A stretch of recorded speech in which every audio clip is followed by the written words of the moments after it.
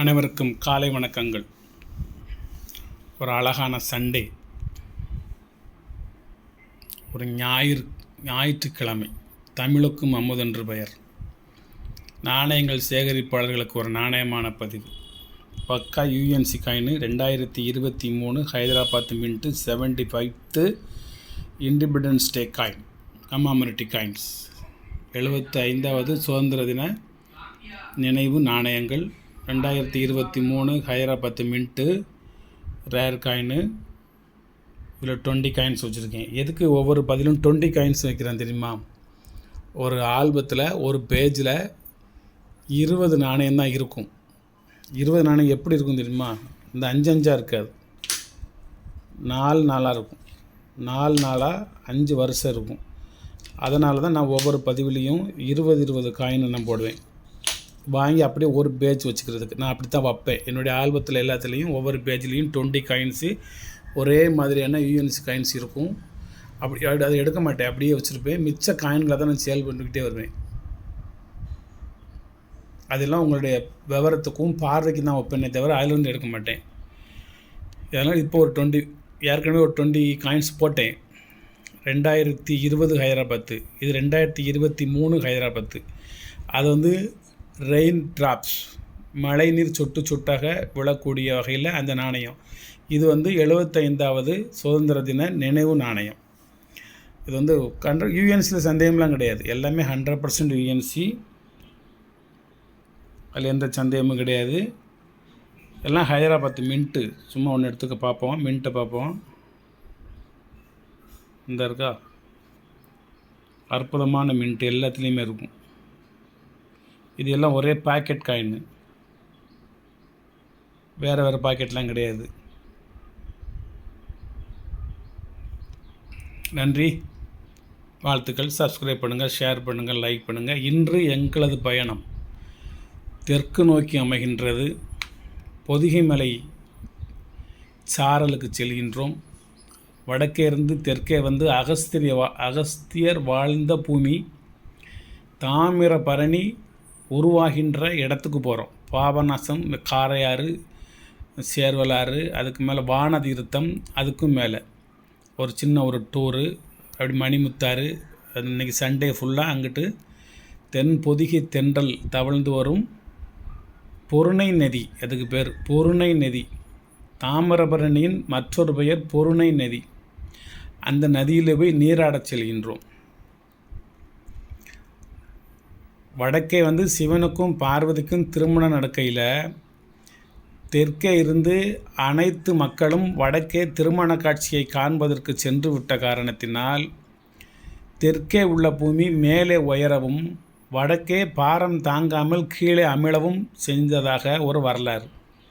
உடனே சிவபெருமான், உனக்கு திருமண காட்சியை நான் அங்கு தருகின்றேன். நீ தெற்கே அகஸ்தியர் மலை, அதாவது பொதிகை மலை. அகத்தியர் வந்தனால் அகத்திய மலை, அதுக்கு முன்பு அது பொதிகை மலை தான், தென்காசியோடு சேர்ந்த மலை தான். அந்த மலைக்கு சென்று பூமியை சமப்படுத்துவாயாக அப்படின்னு சொல்லி அனுப்பிச்சி விட்டார். அனுப்பிச்சி விட்டதுக்கப்புறம் அவர் இங்கே வரவும் பூமி சமதளமாயிருச்சு. அப்புறம் இங்கே அவருக்கு காட்சி கொடுத்தார். மேலே கல்யாண சுந்தரேஸ்வரர் கோயில் இருக்குது. கல்யாண தீர்த்தம்னு ஒரு தீர்த்தம் இருக்குது மேலே. அங்கே இதுக்கு முன்பு ஒரு அம்மா வாழ்ந்தாங்க. ஒரு 25 வருஷமாக வாழ்ந்தாங்க.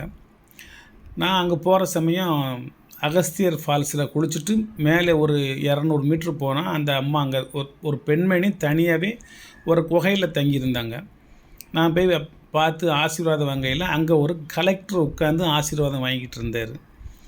அப்போ நான் போனோன்னே அந்த அம்மா என்கிட்ட சொன்னாங்க, இது யார் தெரியுமா அப்படின்னு சொல்லி. தெரியாது அப்படின்னாங்க. அவர் கலெக்டர், மாவட்ட ஆட்சித்தலைவர், அப்பொழுது திருநெல்வேலி, ஒருங்கிணைந்த திருநெல்வேலி. அப்போ தூத்துக்குடி கிடையாது, தென்காசி கிடையாது, ஒருங்கிணைந்த திருநெல்வேலி மாவட்டத்தில் அவர் கலெக்டர், ஆட்சித்தலைவர் அப்படின்னு எனக்கு சொன்னாங்க. நான் அவரிடமும் ஆசீர்வாதம் வாங்கினேன். அவருடைய பேர் ராமதாஸ் ஐஏஎஸ். இப்போ எங்கே இருக்கிறார் என்பது எனக்கு தெரியாது. அவருடைய பேர் உயர்திரு மரியாதைக்குரிய வணக்கத்திற்குரிய ராமதாஸ் ஐஏஎஸ் அவர்கள் திருநெல்வேலியில் கலெக்டராக இருக்கிற சமயம் அவரை நான் சந்தித்து பார்த்து பேசினேன். அவருடைய லெட்ரு பேடை அவருடைய பிஏட்ட சொல்லி எடுத்துகிட்டு வர சொல்லி அதில் என்னை ஆசீர்வதித்து ஒரு 4 வரிகள் எழுதி கையெழுத்து போட்டு எனக்கு அவருடைய லெட்ரு பேட்லேயே மேலே எழுதியிருக்கும் ராமதாஸ் ஐஏஎஸ்ன்னு எழுதியிருக்கும். அதை எனக்கு கொடுத்தாங்க. அதை நான் இன்னும் நினைவாக வச்சுருக்கேன். என்கிட்ட எந்த பொருளுமே எங்கேயும் போகாதுன்னு நினைவாகவும் வச்சுருப்பேன். அந்த தென்பொதிகை மலையை ஒட்டித்தான் சிங்கம்பட்டி ஜமீன் இருக்குது. சிங்கம்பட்டி ஜமீன் பிரிட்டிஷாரால் ஜமீனாக நியமிக்கப்பட்ட தென்னாட்டு புலி நல்லகுட்டி முருகதாஸ் தீர்த்தபதி அவர்கள் சமீபத்தில் மறைந்தார், அமரரானார். எனது மதிப்பிற்கும் மரியாதைக்கும் உரிய அருமை நண்பர். ஜமீனுக்கு ஏற்றப்பில் எல்லாருமே கைகட்டி நிற்கணும், இடுப்பில் வேட்டியை கட்டணும். ஆனால் நானும் அவரும் அருகே அரியணையில் உட்காந்துருப்போம். சேரில் 2 பேருமே ஒன்றாவே உட்காந்துருப்போம். ஒன்றா தேநீர் அருந்துவோம், ஒன்றா நிறைய விஷயங்கள் பேசிக்கிட்டு இருப்போம். மிகச்சிறந்த ஆன்மீக சொற்பொழிவாளர், தமிழக அரசால் சொற்பொழிவாளர் என்று நியமிக்கப்பட்ட ஒரு நபர், ஒரு மரியாதைக்குரிய ஒரு நண்பர். இலங்கையில் உள்ள கண்டியில் ஆங்கில கலாநிலையத்தில் படித்தவர். அவருக்கும் எனக்கும் உள்ள நிறைய தொடர்புகள் உண்டு. அவர் எனக்கு எழுதிய தனிப்பட்ட மடல்களெல்லாம் நான் வச்சுருக்கேன். அவருடைய திருமண பத்திரிக்கையும் வச்சுருக்கேன். ஒரு 80 வருஷம் இருக்கும், 70 வருஷம் இருக்கும். அந்த மாதிரி ஒரு திருமண பத்திரிக்கையெல்லாம் வச்சுருக்கேன். நிறைய திருமண பத்திரிகைகள் வச்சுருக்கேன். அவர் ஒரு அன்மையார், ஒரு நண்பர். அவருடைய புதல்வர் ராமநாதபுரத்தில் சேதுபதி அரண்மனையில் இருந்தார். ஏன்னா இவருடைய துணைவியார் ராமநாதபுரம் சேதுபதி மகா அவங்க. அப்போ நான் ராமநாதபுரம் அரண்மனைக்கு போனேன். சேதுபதி நாணயம் வாங்கினேன், சேதுபதியின் செப்பேடுகள் புத்தகம் வாங்கினேன். எஸ்எம் கமால் என்பவரால் எழுதப்பட்ட சேதுபதி சீமை, சேதுபதி செப்பேடுகள், அந்த புத்தகம்லாம் வாங்கினேன். அதில் ராமேஸ்வரம் 3ஆம் பிரகாரம் அந்த கெட்டின வரலாறுலாம் நிறையா இருக்குது. அது யார்கிட்ட வாங்கினோம்னா ராமநாத சேதுபதியின் துணைவியார் இந்திரா ராணி நாச்சியார் அவர்கள்னு வாங்கினேன். அவர்களின் கையொப்பம் போட்டு நான் வாங்கிட்டு வந்தேன். இன்னும் வச்சுருக்கேன், என்னென்னமோ வச்சுருக்கேன், நிறைய புத்தகங்கள் வச்சுருக்கேன். அப்போ அங்கே அந்த மன்னர் பொறுப்பில் இருந்தவர் குமரன் சேதுபதி அவர்கள், ராமேஸ்வர கோவிலினுடைய பரம்பரை தக்கார், தர்மகர்த்தாக்கள்னு சொல்லுவாங்களா, அதுமாதிரி தக்கார் பரம்பரை தர்மகர்த்தா. நிறைய கோயில்களுக்கு உத்தரகோசமங்கை அங்கேயும் அவங்க தான். அப்போ நானும் சிங்கம்பட்டி ஜமீன் அவர்களுடைய புதல்வரும் சதுரங்க ஆட்டம் விளையாடிக்கிட்டு இருந்தோம். செஸ் போர்டு அப்போ தான் தெரியும் உங்களுக்கு. பக்கத்தில் அதை பார்வையிட்டு கொண்டு குமரன் சேதுபதி ஐயா இருந்து பார்வையிட்டு கொண்டு இருந்தார்கள். எனக்கு சில மூவெலாம் அதில் வித்தியாசமான மூவிங்களாம் எனக்கு சொல்லி கொடுத்தாங்க. நான் ஒரு சிறந்த ஒரு சதுராட்ட கலைஞன். எங்களுக்கு அந்த சேதுபதி நாச்சியார் இருக்காங்கள்ல, அந்த குமரன் சேதுபதியினுடைய துணைவியார் மரியாதைக்குரிய லட்சுமி அம்மாள் அவர்கள், அவங்க எங்களுக்கு தேநீரும் மாதுளம்பழையை உடைச்சி அதை ஒரு கிண்ணத்தில் கொண்டாந்து வச்சாங்க. 3 பேருக்கு 3 கிண்ணத்தில். அவர்களோடு உட்கார்ந்து நான் அதை சாப்பிட்டு கொண்டு நான் அந்த சதுரங்க ஆட்டம் அவர்களோடு ஆடிக்கொண்டிருந்தேன். ஒரு மிகப்பெரிய ஒரு பாக்கியம் எனக்கு. சேதுபதிகளோடையும் ஜமீன்தார்களோடையும் ஒன்றாக அமர்ந்து அந்த சதுரங்கம் ஆடவும், அவர்களின் வீட்டு மகாராணிகளின் கரங்களால் ஒரு கப் தேநீர் இருந்தவும் கொடுத்து வச்ச ஒரு பாக்கியவான் நான். இன்னும் தொடர்பு இருக்குது எனக்கு. உடனே ராமேஸ்வரத்தில் ஒரு சின்ன நிகழ்ச்சி வச்சுருந்தேன் என் வீட்டில். அவங்கள போய் நேரில் அழைச்சேன்.